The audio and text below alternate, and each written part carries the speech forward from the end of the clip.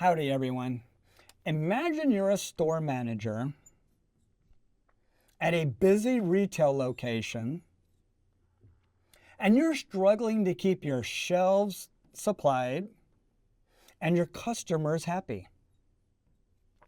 All at the same time while you're worrying about what is the cost of running my business. And you're spending hours managing inventory spreadsheets, resolving customer complaints, and reworking schedules for your employees because somebody called in sick and can't come in again. These are real problems and struggles in retail. But what if there was a way that we could automate the processes, achieve analytics based off of behavior so we can understand what we need to be doing and actually be able to stream our inventory in real time?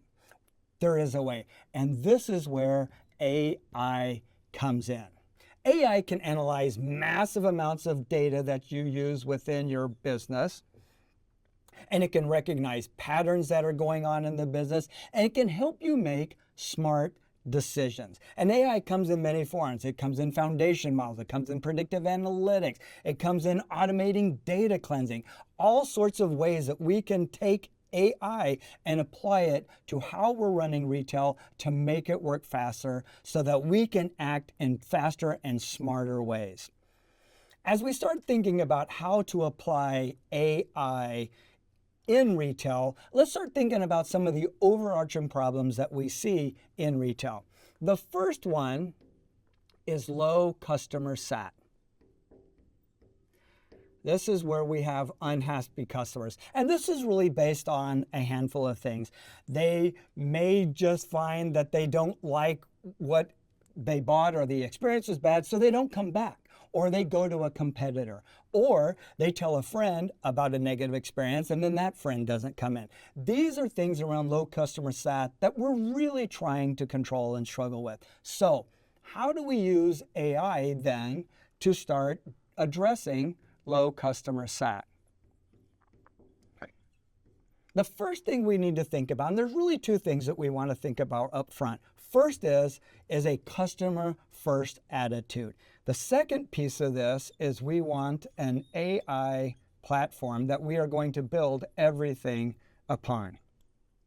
Now, once we have an AI platform, we've selected an AI platform to run on, the first thing that we really have to do is do orchestration. And what this really means is that we know that we already have a bunch of data that is part of our environment. In fact, we know we have customer loyalty information. We have transaction history. We know what was bought and what was sold. We also have CRM data. So we know we have a bunch of information and we know we have business processes. Orchestration means what is the steps that we need to do using AI to actually work through an automation process. So we want to orchestrate that entire flow. The second thing that we really want to do is have connected data. Now, I already mentioned that we have different kinds of data, including customer loyalty information. If we're really trying to go in a customer first mentality and understand what they're doing, we need to be able to make sure that the AI platform is connected to that data. We also want to make sure that that data is cleansed and that it's clean. We want to use AI to actually go in and see if there's any missing fields. Is there any information that needs to be repaired or fixed? Is there replicated information?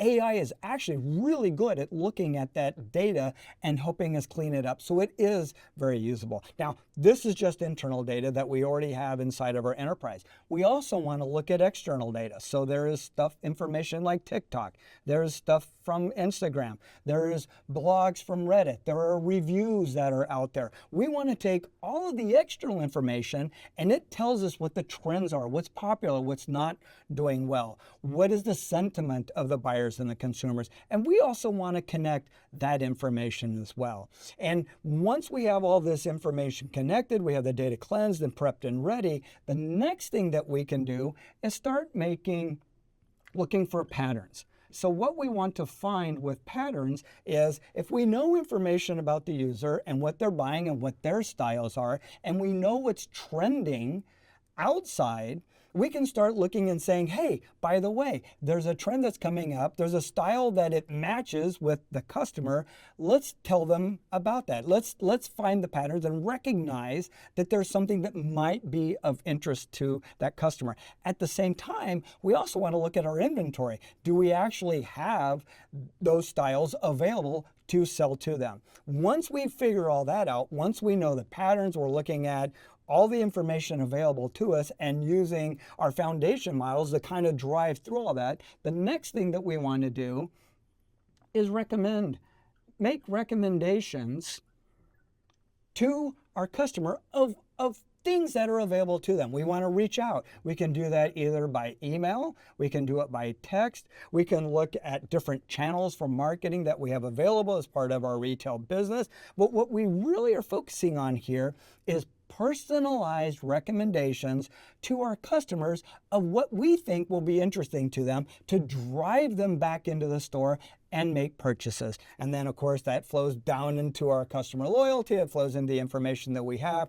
it flows into information about what's being purchased. And as we start flowing that, we reach out, we tell them things that are of interest to them, they come in, they make a purchase, or they don't make a purchase. We want to learn from that and kind of have a repeating cycle then that keeps training and feeding on itself so we can make better and better and better recommendations to our customers.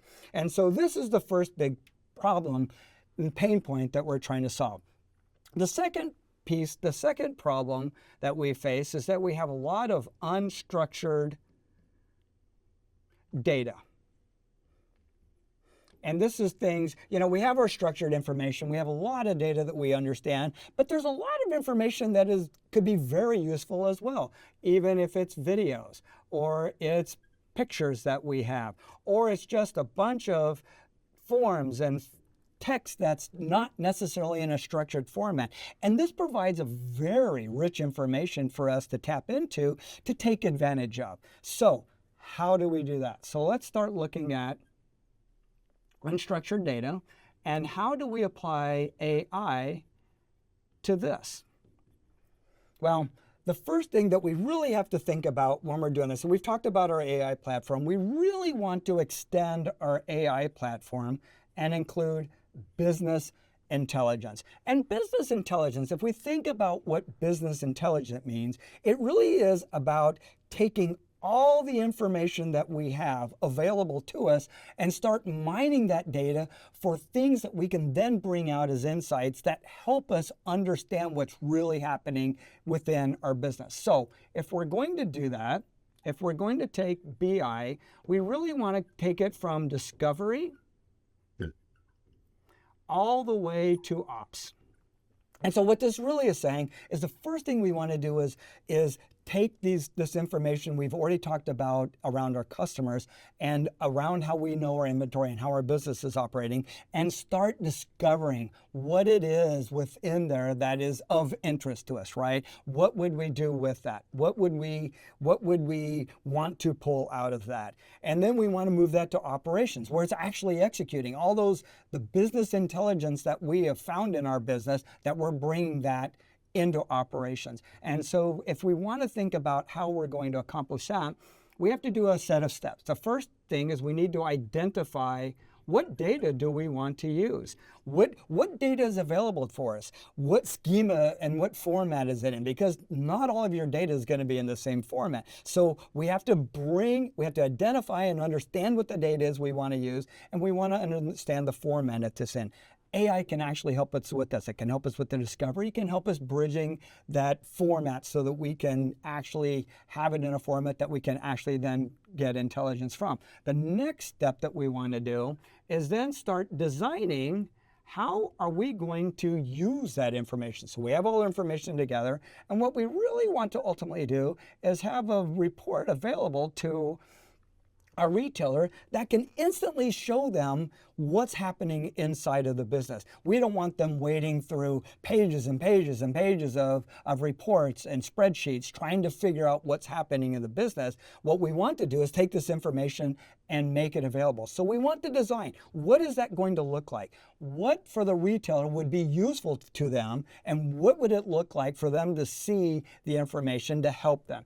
And then once we have that available, then we just basically execute.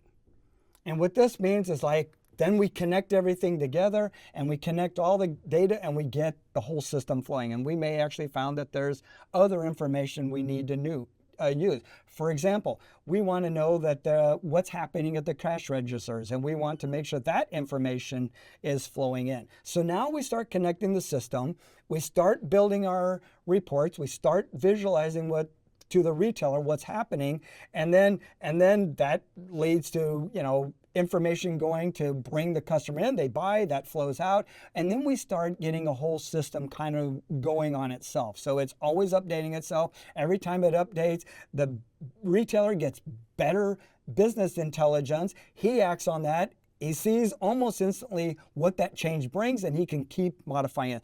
That is business intelligence. And this is where we really bring, again, the power of AI by connecting all this together to happen and to make this work in a very, very powerful way. Now let's talk about the third pain point that we have. And this is really around high cost.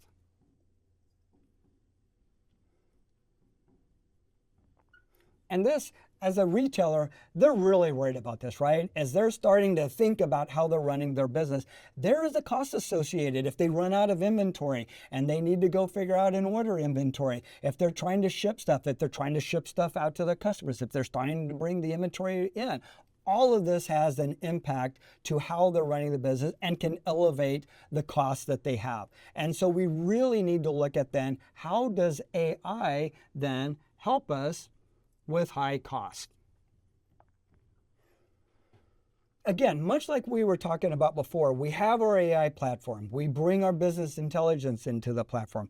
The next piece that we want to kind of bring into this whole thing is we want to bring in our order management system and bring this into our platform. And this is really specifically dealing around our orders and our inventory and everything around that, the refunds, all the processes around an order management system.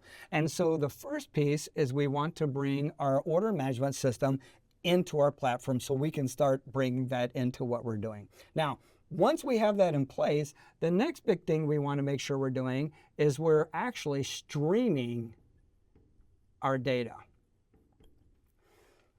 So let's talk about a little bit about what this means. So we have a business, it's running. We're making recommendations to our customers. We're starting to see our sales and we're starting to bring that all in and we're getting some business intelligence out of it.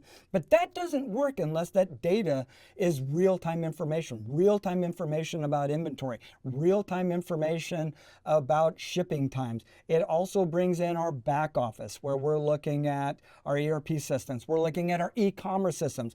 All of this stuff that's happening actually in our back end and the back end systems of our business actually need to be fed in real time back. So we want a connection back streaming in real time inventory information, shipping information. This brings all of the information we need to be instantly available. The final thing that we want to do when we're talking about the high cost is we need to make sure, again, that the data is all connected. And this is not just the data we talked about before with like loyalty, customer loyalty, or CRM. This is inventory. This is sales information. This is register information. This is information coming off of e-commerce. All that needs to be connected. AI can help with that for the cleansing of it, as we kind of discussed a little bit before. We need all that to feedback in real time. And now we have a really, really good view of the cost in instant time, in real time, of what's happening in the business. So let's step back and kind of look at this whole picture now. We have really three parts to this. We have our customer, we have customer satisfaction. We're doing a lot based on what are the styles, what are the trends, what do they like. We need to tie that into recommendations, but that's tied into inventory, what's available for them. Then we need to start looking at business information, and we need to start showing the retailer how is the business operating. That, again, depends on, do we understand the inventory? Do we understand the sales? Do we understand the transactions that are happening in real time? And as we tie this all into our order management system and connect all this back, it makes one whole and complete system that is AI driven, that now allows a retailer to start solving the three big problems that they were facing as a retailer by just using AI.